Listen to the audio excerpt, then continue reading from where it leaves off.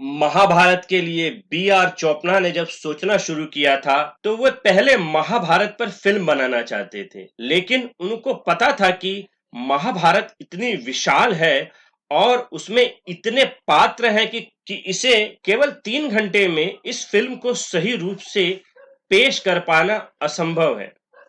तब उन्होंने टीवी माध्यम का चुनाव किया और सतीश भटनागर ने महाभारत पर रिसर्च करना शुरू किया और देश भर के अलग अलग पुस्तकालयों की किताबें पढ़ना शुरू किया। उन्होंने उर्दू कवि डॉक्टर राही मासूम रजा को इसकी स्क्रिप्ट लिखने को कहा और मुस्लिम होते हुए भी उन्होंने बहुत सुंदर स्क्रिप्ट लिखी और हिंदुस्तान के भूतकाल की कहानी को वर्तमान की कहानी से जुड़ने का काम किया। बी आर चोपड़ा के पुत्र रवि चोपड़ा ने निर्देशन की बागडोर संभाली। उन्होंने समाचार पत्रों में कलाकारों के लिए विज्ञापन दिया, जिसमें 10,000 से भी ज्यादा लोगों ने महाभारत में काम करने के लिए पत्र लिखे।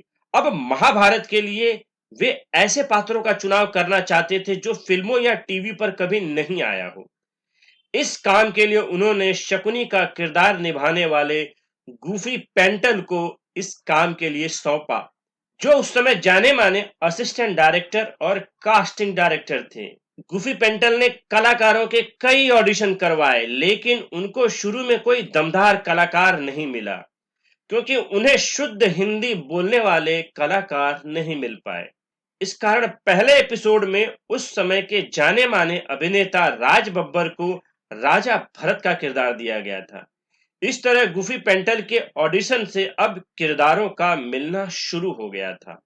लगभग 1500 लोगों का स्क्रीन टेस्ट लिया गया था, जिसको पूरा करने में 8 महीनों का समय लग गया। अब शांतनु के किरदार के लिए उन्हें एक शांत और रोमांटिक आदमी की जरूरत थी, जो उनको ऋषभ शुक्ला में दिखा।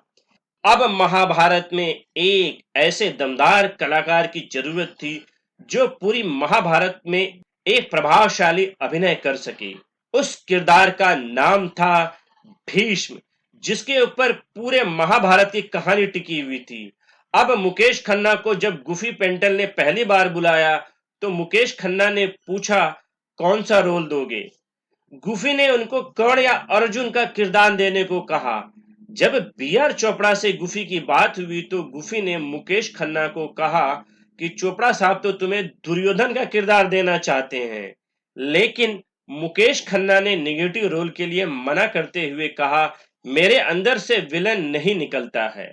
अब कर्ण का रोल पंकज धीर और अर्जुन का रोल फिरोज खान को मिल गया, इसलिए अब मुकेश खन्ना के लिए अब दोनों किरदार भी नहीं रहे। अगली बार जब मुकेश खन्ना को फिर गूफी ने बुलाया और द्रोणाचार्य का किरदार देने को कहा तो वे द्रोणाचार्य के लिए राजी हो गए थे।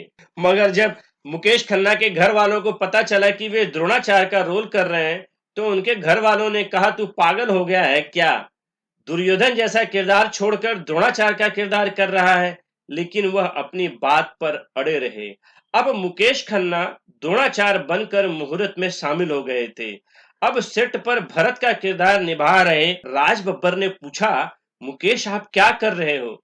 मुकेश खन्ना ने कहा, अभी तो द्रोणाचार्य हूँ। अब उस समय भीष्म का किरदार उस समय हिंदी सिनेमा के जाने माने कलाकार विजेंद्र घटके कर रहे थे।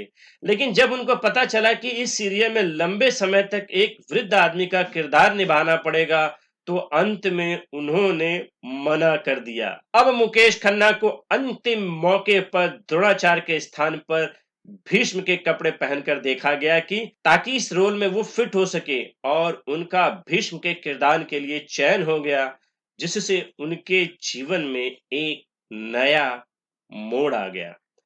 अब बी आर चोपड़ा को दुर्योधन की तलाश थी। उस समय पुनीत इस्सर ने कुछ फिल्में की थी, लेकिन 1983 में कुली फिल्म में हुए हादसे की वजह से उनका स्टारडम गिर गया था। अब पुनीत जब बी आर चोपड़ा के पास ऑडिशन के लिए आए तब उनकी कदकाठी देखकर उन्होंने पहले पुनीत को भीम का रोल देने का विचार किया। पुनीत इस्सर भीम बनने के इच्छुक नहीं थे क्योंकि वे फाइटर से हटकर अपनी छवि बनाना चाहते थे। इसलिए उन्होंने दुर्योधन का किरदार देने को कहा ताकि वो एक फाइटर की छवि से हटकर एक अच्छे अभिनेता के रूप में पेश आए, लेकिन चोपड़ा साहब उनको यह किरदार देने में इच्छुक नहीं थे। एक दिन राही मासूम रजा ने पुनीत ईश्वर को बुलाकर कहा, ये तो तुम्हारा सौभाग्य है कि तुम्हें एक हीरो का ऑफर दिया गया है और तुम मना कर रहे हो। यहाँ सभी लोग हीरो बनने आ रहे हैं और तुम विलन बनना चाहते हो। पुनीत ने जवाब दिया, ये परोक्ष में था या प्रत्यक्ष में, मतलब इस रोल से उनकी काबिलियत चुप हो जाएगी। चोपड़ा साहब ने पुनीत ईश्वर को कहा, बेटे इसमें आपको हिंदी बोलनी पड़ेगी और डायलॉग भी बहुत होंगे। पुनीत ने सबके लिए हाँ कह दिया और उन्होंने चोपड़ा साहब को 15 से 20 मिनट तक लगातार हिंदी में डायलॉग सुनाए, जिससे सुनकर चोपड़ा साहब बहुत प्रभावित हुए और बोले, यही मेरा दुर्योधन है। पुनीत का दुर्योधन के लिए चयन हो गया, लेकिन फिर भीम के किरदार के लिए समस्या हो गई। अब भीम के किरदार के लिए उन्होंने पुनीत ईश्वर से भी बड़े और भारी किरदार की जरूरत थी। चोपड़ा साहब ने प्रवीण कुमार के बारे में सुन रखा था, जिन्होंने एशियाई खेलों में तश्तरी फेंक प्रतियोगिता में 2 गोल्ड मेडल जीते थे और उनकी कद काठी भी पुनीत ईश्वर से बेहतर थी। पुनीत ईश्वर ने भी प्रवीण कुमार को भीम के किरदार के लिए चोपड़ा साहब को आग्रह किया। प्रवीण कुमार इससे पहले हिंदी फिल्मों लोहा और शहंशाह में काम कर चुके थे, जिनमें उन्होंने विलन का किरदार निभाया था।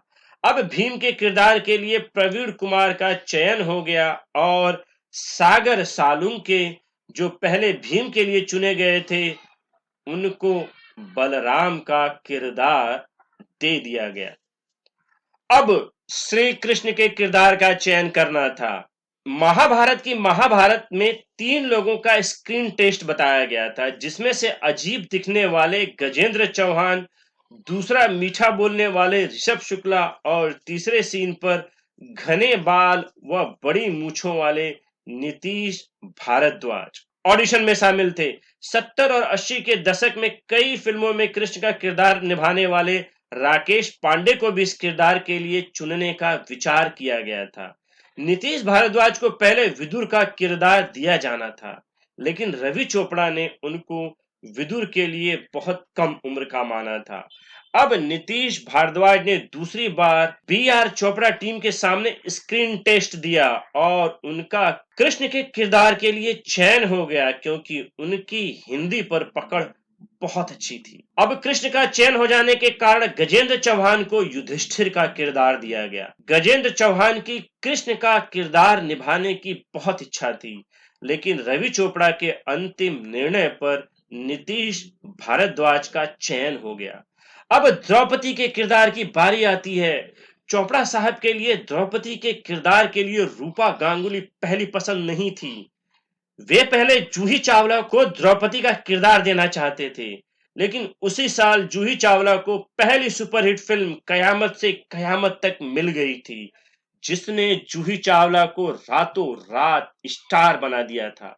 अब रूपा गांगुली के चयन की बारी आई तो पहले भी कुछ धारावाहिकों में अभिनय कर चुकी थी और उनका चयन द्रौपदी के किरदार के लिए कर लिया गया। अब गूफी पेंटल का कोई आइडिया नहीं था कि शकुनी का किरदार कौन निभाएगा। गूफी ने इस किरदार के लिए कई लोगों का ऑडिशन लिया, लेकिन कोई उन्हें दमदार कलाकार नहीं मिला। तो गूफी ने चोपड़ा साहब से पूछा, अगर आपको कोई आपत्ति ना हो तो क्या मैं शकुनी का किरदार निभा लूं? चोपड़ा साहब तुरंत राजी हो गए, क्योंकि उनमें वैसा किरदार उनको नजर आता था। जब सारे कलाकारों का चयन हो गया तो अब एक सूत्रधार की आवश्यकता थी जो इस कथा का वर्णन करे। अब समय के किरदार का चयन करना था, जिसके लिए एक दमदार आवाज की जरूरत थी। अब समय के लिए पहले दिलीप कुमार और एनटी रामाराव को चुनने का विचार किया गया, लेकिन चोपड़ा साहब कुछ नई आवाज को लाना चाहते थे। अब चोपड़ा साहब एक जाने माने voice over artist Harish Bhimani पर आकर रुक गए थे, जिन्होंने प्रसिद्ध विज्ञापनों में आवाज दे रखी थी। इस तरह हरीश भिमानी को समय के लिए चुन लिया गया और पहले ही एपिसोड में समय ने लोगों को इस तरह से मन मोह लिया, जिसमें कहा गया कि मैं इस कथा को इतिहास की तरह गुजरते हुए देखता हूं। अब प्रोडक्शन टीम में 100 से ज्यादा आदमी, 2000 पृष्ठों की स्क्रिप्ट और 2 साल तक लगातार शूटिंग की गई, जिसके बारे में चोपड़ा साहब ने कभी नहीं सोचा था। प्रोडक्शन नियंत्रक किशोर मल्होत्रा ने बताया कि महाभारत को बनाने में 9 करोड़ की लागत लगी थी और हर एपिसोड की लागत 10 लाख के आसपास थी, और जो उस समय के लिए बहुत बड़ी रकम थी। महाभारत की अधिकांश शूटिंग मुंबई फिल्म सिटी में हुई थी। कुरुक्षेत्र के लिए 15 दिनों तक जयपुर में शूटिंग की गई, जहां पर हजारों लोगों को दैनिक आमदनी के हिसाब से रणभूमि तैयार करने के लिए लिया जाता था। उस समय टेक्नोलॉजी उतनी विकसित नहीं थी, फिर भी इस टीम ने कई स्पेशल इफेक्ट देकर लोगों को चकित कर दिया। तो इस प्रकार से महाभारत के कलाकारों का चयन हुआ और उसकी शूटिंग हुई, और यह धारावाहिक अपने इतिहास में सबसे ज्यादा चलने वाला एक धारावाहिक बन गया। तो इसी प्रकार की और खबरों के लिए आप हमारे चैनल पे बने रहिए, इसे सब्सक्राइब कीजिए, लाइक कीजिए, और जल्द ही हम ऐसी खबर के साथ में फिर मिलेंगे।